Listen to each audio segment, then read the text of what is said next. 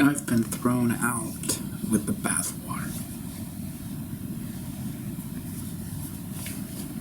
I have a lot of good points, but it doesn't matter. Those points weren't enough to stop me from being thrown out with the bathwater. I'm a baby. So they threw me out with the bathwater because I wasn't making cogent points in an argument. And then all of a sudden I could feel the water underneath me in the bathtub elevating. And then I was tossed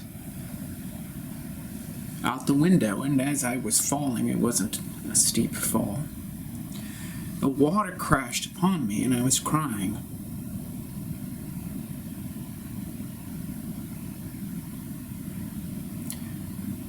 There were some bushes to break the fall.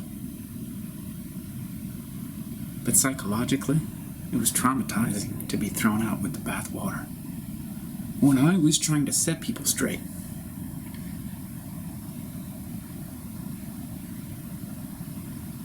Well, what can I say? It seems to be my burden, setting people straight.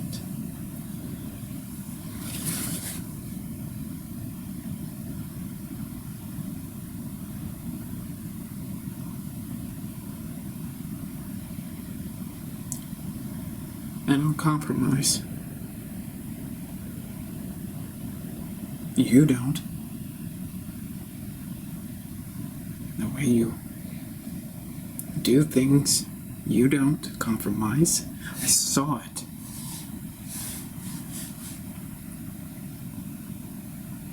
You're not gonna do it any other way. The way you unpack the groceries, tearing them out of the bag, putting them on the countertop, stuffing them in the refrigerator, tossing them in the pantry. You don't compromise at all. I'm just trying to establish some rapprochement. A détente in our methodologies, because frankly, your energy, I would rather go and watch a movie by Jeff Nichols, some of his early work, Shotgun Stories. That scene where, what's his name, had the slashes across his back from childhood, being whipped by his father. Michael Shannon was the actor.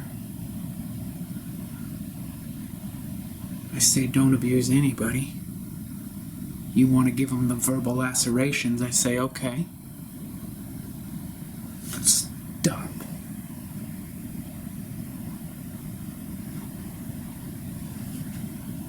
Don't be abusive.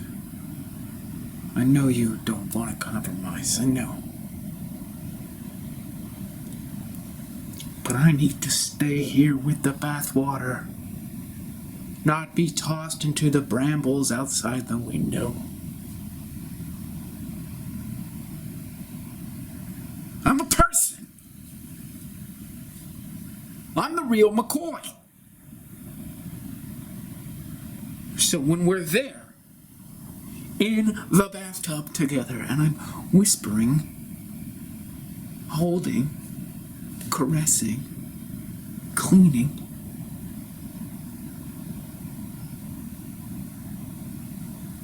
soften a little bit. It's not like you're putting the peanut butter on the counter like this, and the cheese in the refrigerator like that, and the olive oil in the pantry like that. Relax. I'm just a baby. And you are too. So if you throw me out with the bathwater, I'm gonna grab you and throw you out with the bathwater that's underneath me as I'm going out the window.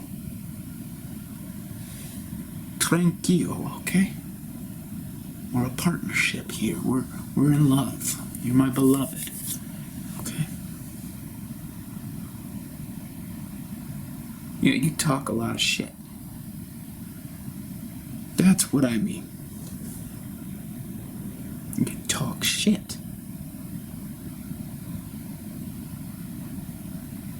Listen, I can't handle this much longer. The way you talk to me and toss me out the window.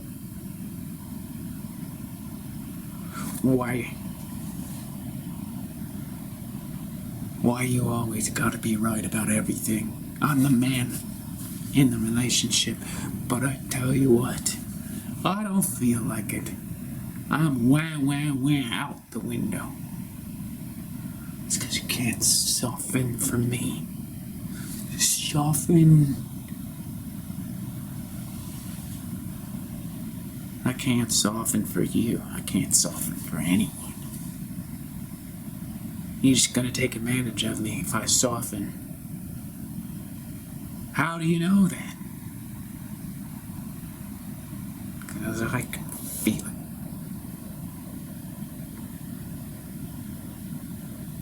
You sneaky. You thought you had me. What are you talking about? I did not think I had you. Oh my God, really? What do you want me to do? Just go out on the street corner? Live in a cardboard box till we can find out how to make this work? Because I am tired. No, frankly, tired of being... Well, I already told you. Tossed out. Thrown out with the bathwater. You know how cruel that is, right? To think of me as a baby. You know something? I don't know what you're trying to do. You're like a Casanova meets Casanova meets Shakespeare. Like, what are you trying to do to my mind? Are you trying to turn it to mush with all this linguistics? This poetry? I want a man, not someone who talks. You talk a lot and you're full of bullshit. And you're hardened like a turtle shell.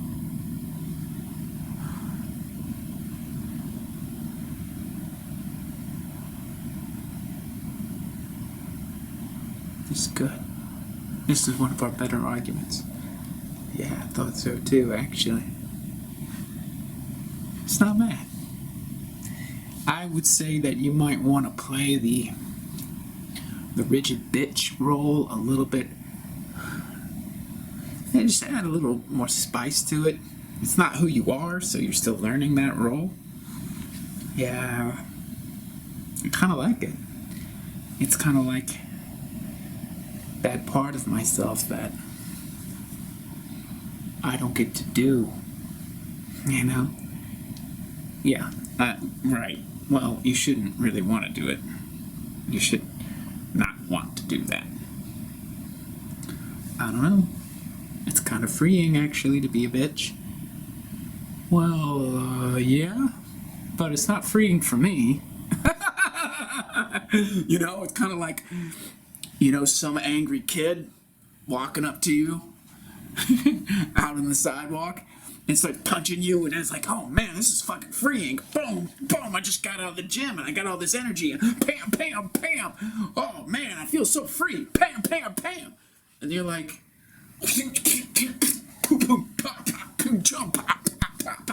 it's not freeing for you. It's freeing for him. Yeah, but you're not being punched by me. I'm not being physically punched by you, but energetically, if you were actually that much of a bitch to me, yeah, it would be like I'm in a boxing ring with you. I would be thinking things through in a different way. But anyways, I like it. I like it, generally speaking. I'm just giving you little subtle feedback. Yeah. That's fine. I think we have a future here with this little shtick. Because what happens is people get in arguments and they don't have any models for how to argue effectively or ineffectively. But also, people will be like seeing us argue and getting really involved in the performance of it and have a catharsis. Bingo, baby. That's what we gotta do. We gotta take this show on the road. We gotta take it on the road, and I love it because I liked what you were saying there with the Shakespeare Casanova thing. That is definitely how I feel sometimes when I'm talking to you. Now the question is, well, really, that's not a question. We want to mix it up. Every day, we take on a different persona or a different role, inhabit a different energy, babe. This is really cool. And we could play all sorts of kind of characters, like I could be a 95-year-old and you could be a 93-year-old. And you could be the man and I could be the woman. But the point is, we have to model conflict. Yeah. And we don't necessarily model the resolution of it. Or do we? Well, that's a good point.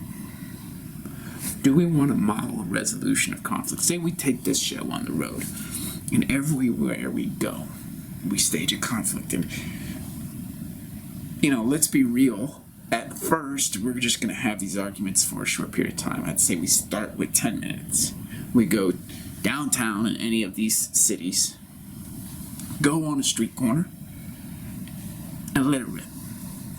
Have our camera there. It's streaming us live to Facebook or YouTube, whatever. And the thing is that people are going to know that it's staged, but not. The better we get at this, the more they're going to start to wonder, is this real? Are they really having a fight? And then we're going to get so good that we're going to be playing like a 95-year-old and a 93-year-old, but we'll be so good at that people will be like, what's going on here?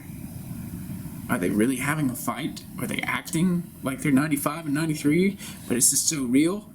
Are they 95 and 93? And we're not 95 and 93. Baby, you are a genius. I am a genius, that's true. And what I really like about what you're saying, babe, is when we're on the road, everything that we're going through as a couple can be brought into these conflicts. And we can work with it. We can alchemize it in the moment. Yeah. Because that's the thing, People don't know how to handle conflict. And we're just going to grab it by the tail. Because I don't want to actually live a life of conflict. So that's why we do this, love. We do this because if we don't do it, we're going under. We're going down. Yeah. Yeah. But I wonder what will happen if we're always just kind of staging conflicts. And we don't actually have any more conflicts because we're just kind of like, transferring it to the stage conflict. I don't know if we'll be real at that point, whether everything about our relationship and our connection will be about the staged argument on the street corner. Well, I guess I see what you mean by that, but that that might be just a little premature to think about it like that, because once we get in this groove, our reality is going to shift. I don't know. I don't know if it's right to call it premature, what I'm saying, because if we don't really think this through, we could get into a certain pattern of behavior, and then we'll be like off course, but we won't know we're off course until someday we wake up and we're like, holy shit, where are we? We're lost. We don't know where we are. Why don't you just let me handle that?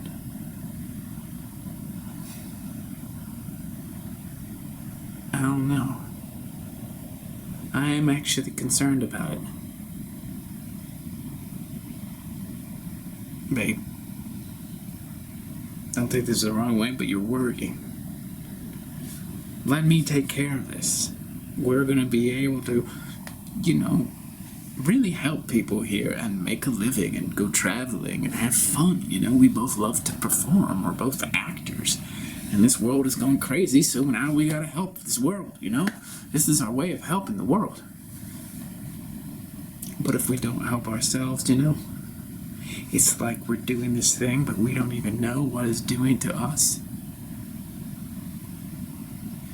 Like, I wanna make sure that we're real.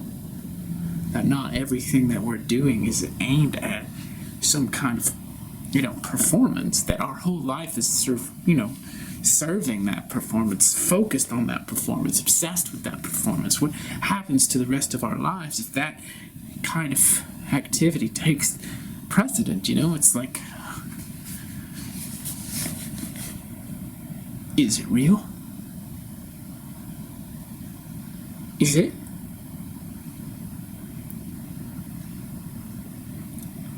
Well, what's more real? You're asking if it's real. Like, is sitting at a desk 9 to 5 typing into a computer more real than what we're doing?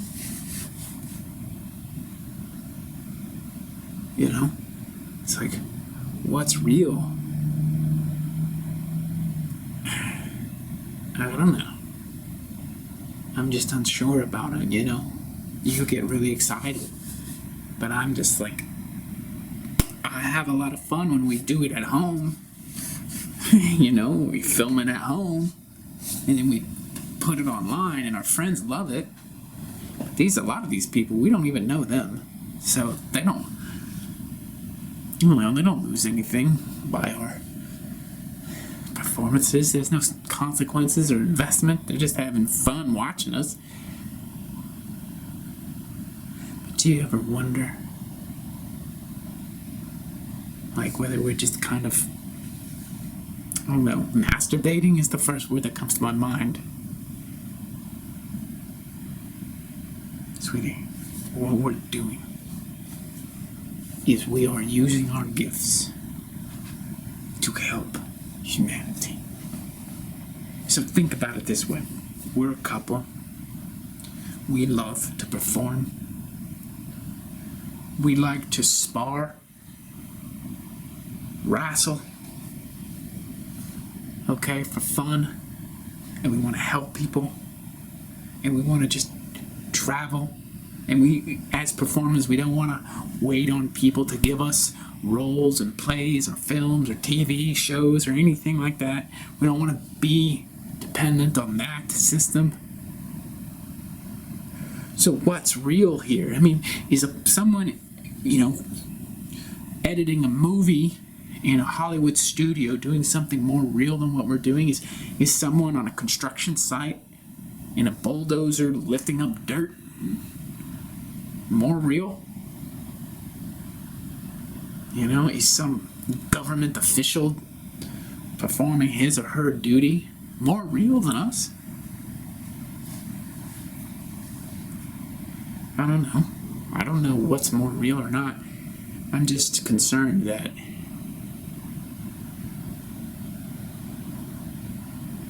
what are you concerned about? I don't know. No, you gotta give me more than I don't know. Come on. I don't know. You want to stop this train with I don't know? You can't stop this train with I don't know. We've been doing this for months. We're starting to get pretty good. I mean, we've got some ways to go, but we can learn that on the road. It's just what we're doing is people aren't going to pay attention to the fact that it's not as polished as it could be. It's not like some awesome Broadway production. But we compensate for that because we're doing something so crazy. People are like, what is this? But I think it would be amazing if we get to the point where we're doing something so crazy, but doing it so realistically that people are like, what the fuck is going on here? You know, what's going on? These two people are acting like they're, octogenarians, or what is it? Non-genarians. I don't know what 9 is. I can't think of it off the top of my head, but here we are, 92 and 94. Hey, would you stop throwing my cane away in the trash can? Ah! That's not very good. But you see what I mean? By the time we get there, I'll be like, honey, where'd you put my cane? I can't get up if I don't have my cane. And then you'll be like, oh, is that what that was? I thought that was a stick. Okay, so that's not that good. I mean, I'm trying to improvise in the moment, you know? But imagine that. And then what we do is that we smuggle in really important stuff to help people wake up. Wake up to what? Okay. Oh, hold on a second. Time out. Are you messing with me right now? You're totally messing with me right now. You're messing with me. Yeah, I am. I am. Gotcha. Oh man, that was good. So you're doing that to me now. I'm gonna do it all the time. So what you're saying about things not being real, you're not concerned about that. We'll see what happens. You know what I mean? You could get to the point where you're so untethered, so unmoored, cut off, you lose your anchor in reality. But what reality, sweetie? What reality are we talking about here? It's the reality that we're creating together. Because we already know where we've been, how fucked up that is. It's fucked up. Yeah, I love it when you curse like that. I don't know, I like it when women curse. It's cool. I don't know, baby doll, that's why I fucking cuss. Oh, it's so good. So, you got me there. You got me. And I like that, you got me. Because that's gonna really work in our favor when we're out there, because sometimes if I don't know whether you're serious or not, and I think you're serious and you're not, the audience is gonna totally fall for that, because I've fallen for it. Now, of course, I know that you may be doing that, so I gotta be, at some point, be like, do I believe her? If I believe her, then I'll get this consequence. If I don't believe her, then I'll get this other consequence. I'm gonna think fast on my feet, which is good. I like thinking fast on my feet. It's like, So the next thing that I want to talk to you about, I want to strategize about this, is like, how do we make money doing this? Do we put out a hat on the sidewalk and people toss coins and dollar bills? We could do that, but I wouldn't want that to be the major means of acquiring income. No, that's not it, sweetheart. That's not it. What we're gonna do is advertise it to local media You know, we gotta find a way to get the local media out there, make it seem like there's a hot story for them to put in their social media channels, on their digital newspapers, whatever it is. And it's like couple staging an argument. But maybe we don't say it that way. No, I don't think we should. Well, I know. I mean, I'm just saying this. Yeah. Come on. Couple staging an argument, babe? That's not. We gotta think of something more creative. Something that they can't figure out if we describe it for them. So, they can't figure it out if we describe it for them. So clearly. No, that's not what I'm trying to say. See? You try to correct me. And that's what happens. You can't even speak clearly. I'm trying to say that we don't want them to figure it out. But, I mean, we don't want them to figure it out before they come. Did you hear what you just said? Yeah, I said we don't want them to figure out before they come. Okay, fine. Funny. No, but that's it. Do you see how you accidentally said something? Freudian slip kind of thing, but that's what we're really doing here. Well, I suppose we are. We're really doing that. We're creating an orgasm on that corner. You know? So, one of the things that we might want to consider is that's part of the advertising. Orgasm corner. People come up and they have an orgasm. Alright, so I like where you're going with that, but also I don't want us to get carried away with this kind of language, because people will start thinking something and it's not really that. I mean, people aren't going to literally go up and have an orgasm when they watch us fight on the street corner. Babe, how do you know? How do I know that? Well, why would they? It's because we take them there. We take them there. But, like, physical orgasm in their pants. No. I'm not talking about that. I'm talking about an energetic orgasm. Yeah, alright. You could say more if you want. An energetic orgasm. So what happens is, you and I are there talking, and slowly but surely, we segue into a real disagreement. It heats up into an argument.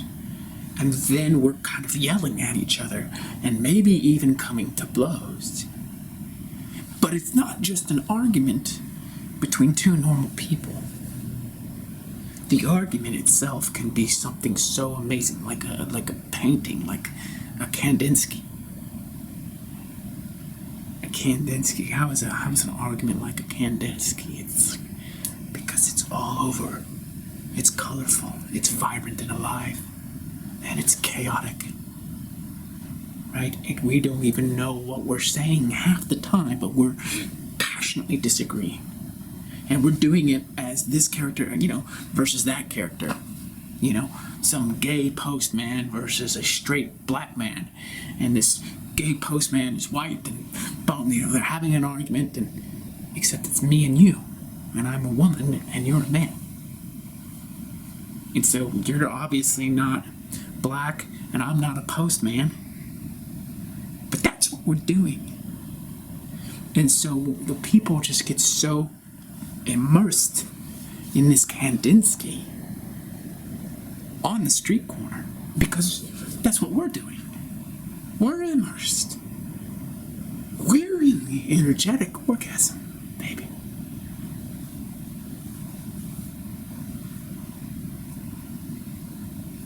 Well, I guess my thing is that I'm concerned. I have anxiety about it. Performance anxiety. If we set the bar that high, every time we go out, we gotta give them an energetic orgasm because we're in an energetic orgasm. Yes, that's it, love. Come on, that's too much. What else do you want to do? What else? How else do you want to live your life? Our days are set up for that energetic orgasm. And to share it with other people, there's nothing better than that. And to get paid and to travel, and every day we got to figure out a new conflict. And it's got to arise organically, but at the same time, we're so prepped. How are we prepped? Well, because the whole day is about just, what is it? Just like soaking it in. Like a sponge. Soaking what in? The day, babe, the day. We're taking the whole day. Soaking the whole day like a sponge. And that's our prep for the energetic orgasm on the street corner. We don't want to know what it's going to be like before it happens, because then we're just following our own script and we're bored already. And other people are bored. There's no orgasm with a script. No orgasm with a script. It scares me. Yeah, it scares me too. It's a huge thing, It's like a huge idea. I don't want to let people down. We tell these, social media reporters, whoever they are, whatever their name is, to come and film us and then put it in their paper or on their Instagram or whatever. And it's limp dick. Babe, that's you. That's about your performance anxiety. You're concerned that, being a limp dick in the bedroom is being a limp dick on the street corner. No orgasm in the bedroom is no energetic orgasm on the street corner. But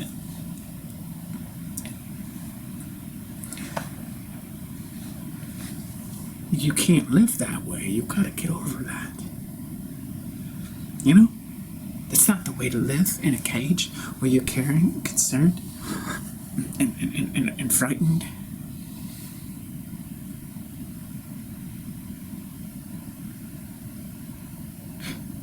That's like throwing the baby out with the bathwater.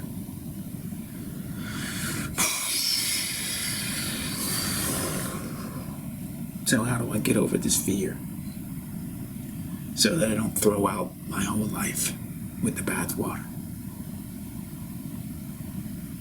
Well, look at you right now. Being all vulnerable and nervous, anxious. Can't you just get over that?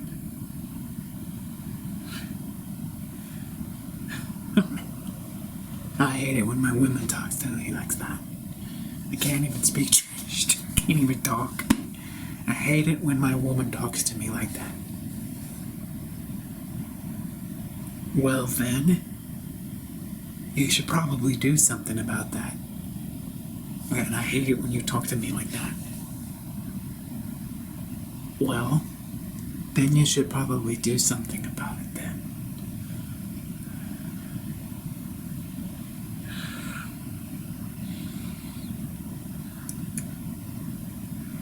What do you recommend? I recommend you not asking me what I recommend. I recommend that you stand there, straight and tall, stare me in the face, look me in the eyes, and do not turn away until you get fully erect, and still do not turn away. Get fully erect, huh? Fully. And then it's time. It's time. It's time.